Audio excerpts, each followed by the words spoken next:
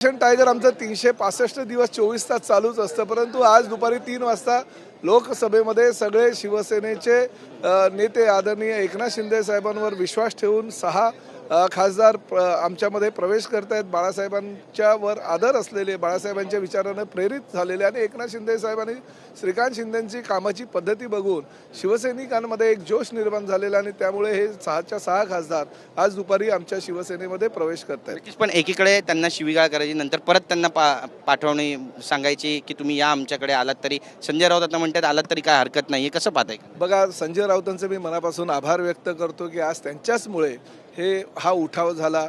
एवढं एकनाथ शिंदे साहेबांनी 2022ला पूर्ण राज्यामध्ये एक वेगळ्या प्रकारचा विचार झंझावात निर्माण केला. आज संजय राऊत साहेबांच्याच शिव्यांच्या लाखोलेमुळे ही सर्व नेते मंडळी जी आहे, 6 खासदार जी आहे शिवसेनेमध्ये अधिकृत आज एकनाथ शिंदे साहेबांच्या नेतृत्वाखाली विश्वास ठेवून प्रवेश करत आहेत.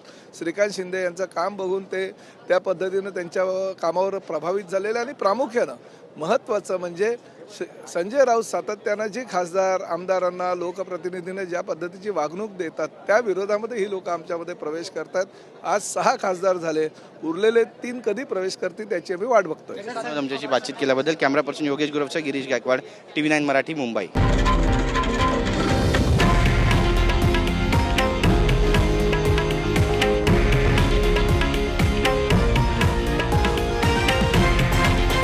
हे आहे देशातील नंबर 1 न्यूज नेटवर्क आणि आपण पाहत आहात TV9 मराठी, एकमेव.